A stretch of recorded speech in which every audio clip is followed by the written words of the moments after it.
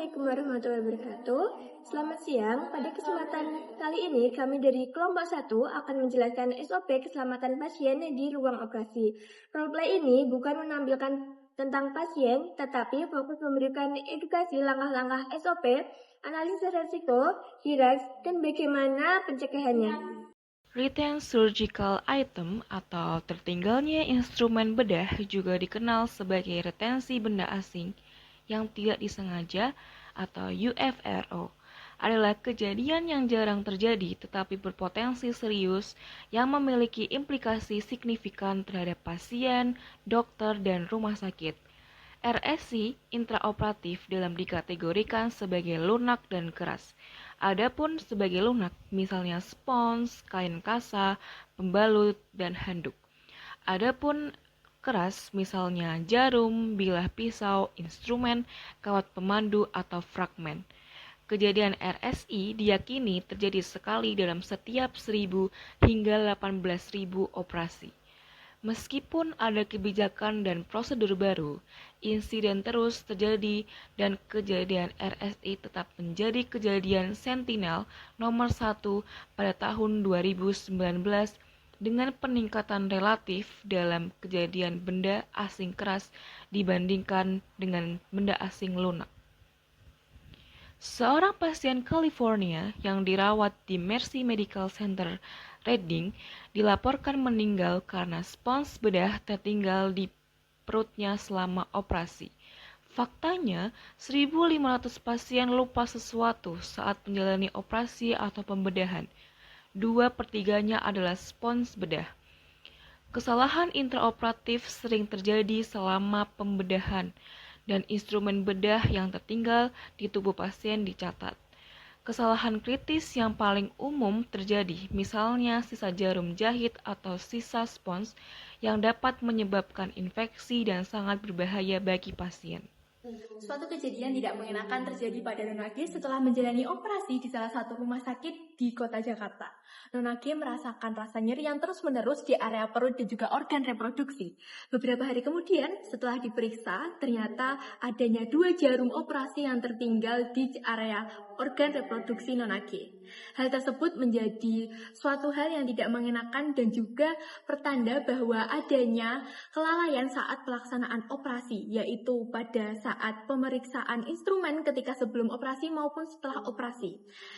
Akibat adanya kelalaian ini mengakibatkan Nona G mengalami tidak juga trauma fisik tapi juga mengalami trauma psikologis. Nah, hal ini menjadi salah satu bukti bahwa jika pelaksanaan standar operasi yang tidak sesuai bisa menyebabkan adanya kerugian pada pihak pasien. Selain itu juga pihak rumah sakit bisa mengalami kerugian dari adanya kelalaian tersebut, sehingga diperlukannya penerapan SOP yang sesuai dengan standar.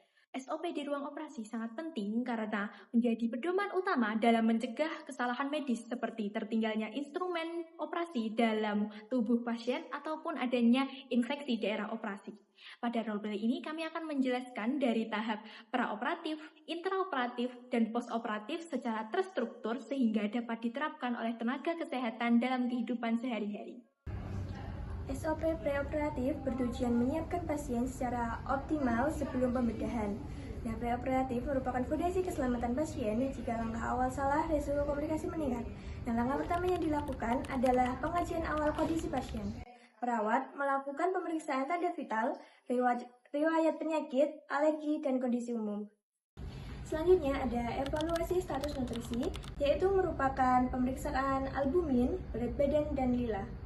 Status nutrisi yang buruk dapat memperlambat penyembuhan luka dan meningkatkan potensi infeksi.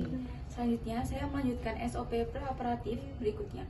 Yang pertama ada edukasi puasa 6-8 jam untuk mencegah aspirasi selama anestesi.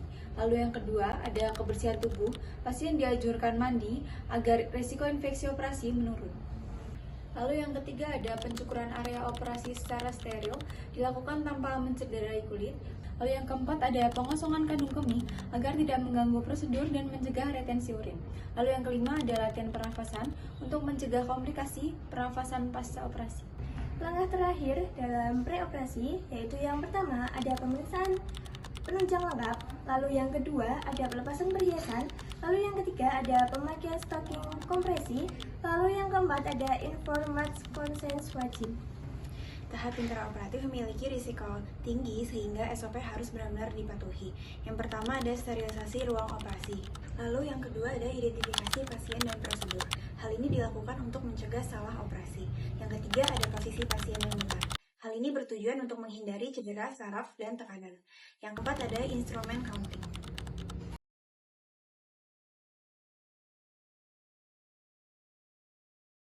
Yang kelima ada pencegahan infeksi daerah operasi, dilakukan dengan teknik aseptik dan antiseptik.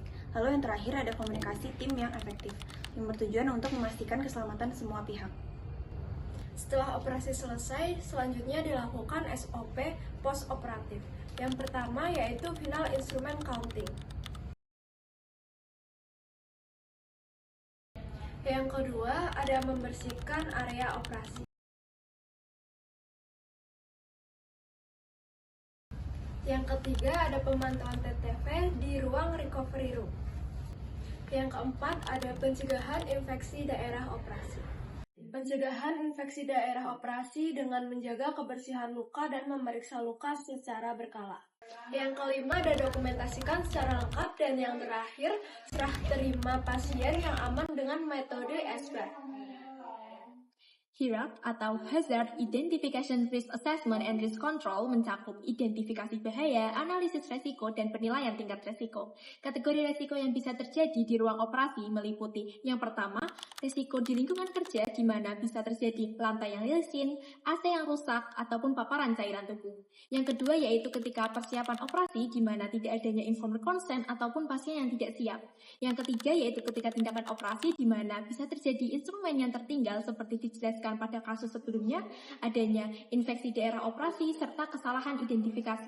Yang keempat yaitu adanya ancaman bahaya bisa dapat berupa bencana, dan yang terakhir yaitu adanya kerusakan fasilitas seperti kerusakan pada listrik, air, gas, AC, ataupun kerusakan-kerusakan yang lainnya.